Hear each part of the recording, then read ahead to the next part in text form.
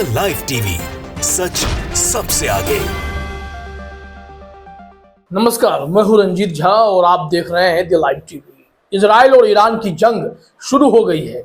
Iran ने अपने missiles Israel पर दागने भी शुरू कर दिए और दूसरी तरफ समुद्री जहाजों पर भी कब्जा करना शुरू कर दिया है।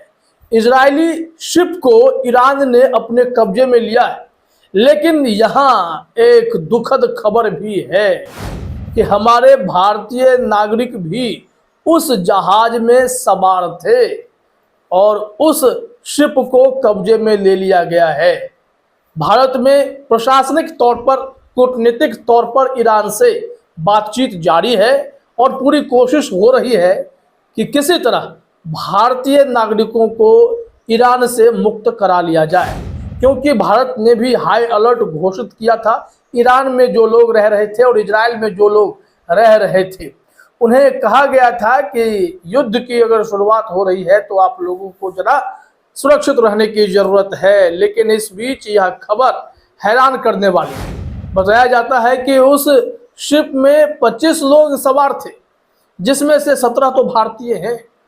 अब यह प्रधानमंत्री नरेंद्र मोदी के लिए, भारत सरकार के लिए भी मुश्किलें खड़ी करने वाले हालात हैं कि कैसे ऐसे सिचुएशन में अपने नागरिकों को सुरक्षित इस जंग के हालात से बाहर निकालेंगे।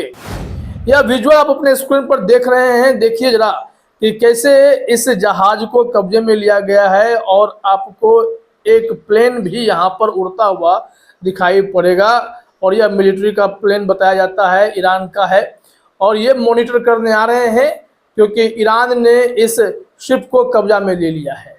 अगर इस पूरे डिटेल रिपोर्ट पर जाएं तो सारी बातें अच्छे से क्लियर होंगी, लेकिन जिन्होंने इस विजुअल को शेयर किया है कि यहाँ एक हेलीकॉप्टर मंडरा रहा है और ये शिप जो है बहुत ही क्लोज व्यू लिया गया है, इसे शेयर करते हुए हनाया नफ्टेल ने लिखा है, breaking, Iranian militants took over a Portuguese ship named MCS Ares near the Strait of Hormuz. This is a ship that is partially owned by an Israeli businessman. मतलब यह शिप पुर्तगालियों का भी है, इजरायलियों का भी है और इसमें इजरायली बिजनेसमैन ने कुछ हिस्सेदारी खरीद रखी है। इस वजह से इस शिप पर इजरायलियों का ठप्पा लग गया है। ईरान को जैसे ही इस बात की जानकारी मिली, उसके फौज ने सीधे तौर पर इस शिप को ही कब्जे में ले लिया और अब यहाँ पर खबर आई है कि इस शिप में भारतीय भी मौजूद हैं। यहाँ पर क्या तैयारी की जा रही है, कैसे यह कार्रवाई हुई है, हम आपको एबीपी न्यूज की रिपोर्ट के जरिए बताते हैं। लेकिन उससे पहले एक विजुअल दिखाते हैं कि कैसे ईरान ने एकदम से इजराइल पर ताबड़तोड़ हमले शुरू कर दिए हैं। और ये हमलों का जो दौर है सिर्फ एक तरफा नहीं है, सिर्फ ईरान ही नहीं कर रहा है। यहाँ अलग अलग देशों ने जो ईरान को समर्थन करते हैं, वहाँ के संगठनों ने हमला शुरू किया है।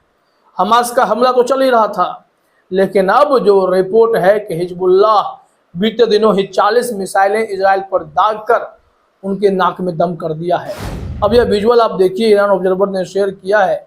एकदम से ताबड़तोड़ इजराइल को टारगेट किया जाता है। मिसाइल्स जो है वो ईरान से जो है लॉन्च किए गए, जिसके बाद वो इजराइल के अलग अलग ठिकानों को टारगेट कर रहा है। ऐसा मालूम पड़ता है कि आसमान से वो जो मिसाइल टारगेट हो रहा है, इजराइल के कई आवासीय क्षेत्र पर टारगेट हो रहा है, क्योंकि यहाँ पर घर सब कुछ साफ देखा जा सकता है। इसका मतलब साफ है कि यह जंग जो है अभी आगे बढ़ती रहेगी।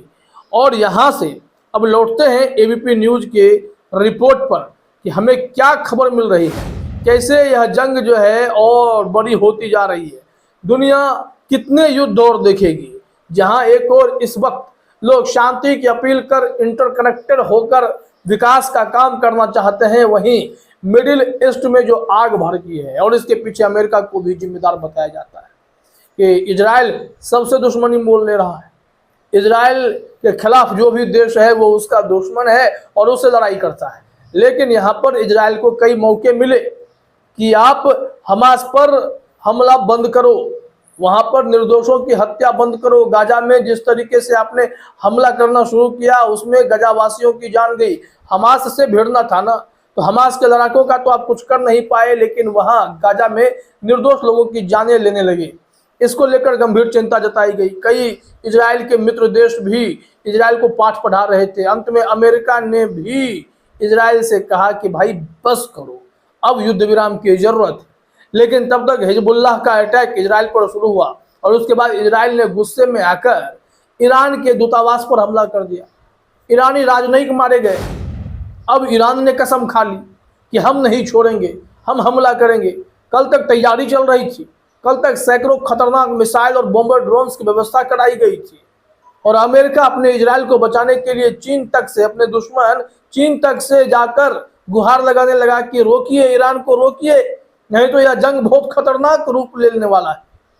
लेकिन चीन ने भी पल्ला झाड़ दिया और अब ईरान अपने कसमों को पूरा करने के लिए इजराइल पर हमला कर चुका है। नेतन्याहू की डर से हालत खराब है, क्योंकि उन्हें सिर्फ एक तरफा जंग नहीं लड़नी, दुनिया के कई देशों से जंग लड़नी है। और अमेरिका जो अलग अलग देशों के कतर, कुवैत, यहाँ इराक, इन तमाम देशों के एयरबेस को यूज करना चाहता था, सब ने मना कर दिया कि आप ईरान पर हमला करने के लिए हमारे एयरबेस का प्रयोग नहीं कर सकते। ऐसे में स्थिति बिगड़ती चली गई है। अब देखिए जो रिपोर्ट है एबीपी न्यूज की, इसमें कहा जा रहा है MSC Aries ship seized, Iran का इजरायली शिप पर कब्जा, 17 भारतीय भी हैं सवार, केंद्र सरकार ने भी की जल्द रिहाई की मांग।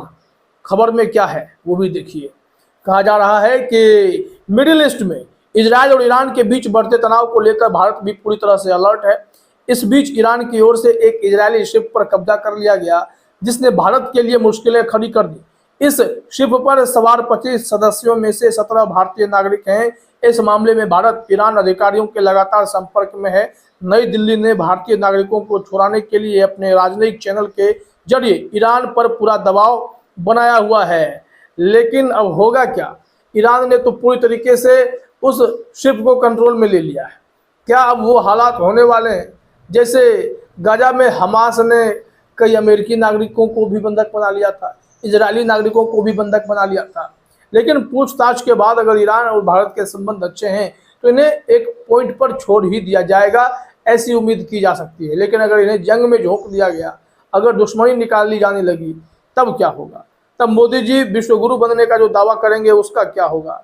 ये तमाम सवाल है।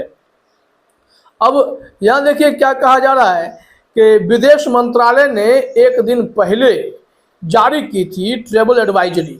कहा जा रहा है कि इस बीच देखा जाए तो इजराइल हमास के बीच जारी युद्ध के चलते मिडिल ईस्ट में तनाव बढ़ गया है। इजराइल हमास के बीच जारी जंग के बीच भारतीय विदेश मंत्रालय की ओर से शुक्रवार 12 अप्रैल को एक ट्रैवल एडवाइजरी भी जारी की गई थी। इसमें भारतीयों को सलाह दी गई थी कि वो अपनी अगली सूचना तक ईरान और इजराइल देशों की यात्रा करने से बचें।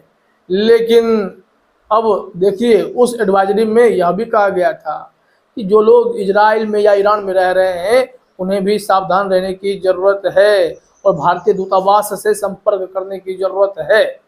लेकिन अब मामला बिगड़ता जा रहा है। वैसे शिप ऑपरेटर ने भी इस बात की पुष्टि कर दी कि हाँ भाई, जंग जो शुरू हुई है उसके चक्कर में हमारा जहाज तो ईरान के कब्जे में चला गया है। यहाँ लिखा भी गया है कि इस तरह की घटना तब सामने आई है जब इजराइल हमास युद्ध के चलते ईरान के साथ तनाव बढ़ा हुआ है। ईरान ने भी दावा किया है कि शिप यहूदी शासन से जुड़ा हुआ है। शिप के ऑपरेटर इटालवी स्विस ग्रुप MSC ने पुष्टि की है कि ईरानी अथॉरिटीज शिप पर चढ़ गए हैं। वो जो आप हेलीकॉप्टर देख रहे थे वो कब्जा करने के बाद के ही सीन हैं। अब देखिए हमारे भारतीय भाई बंधु कैसे सुरक्षित यहाँ से बाहर आते हैं। ईरान अगर अलाउ करता है तो भारत इन्हें वापस लाने में बहुत ही जल्दी सफल भी हो जाएगा। फिलहाल इस वीडियो में इतना ही। आप सभी का हमसे जुड़ने के लिए बहुत बहुत धन्यवाद। द लाइव टीवी, सच सबसे आगे।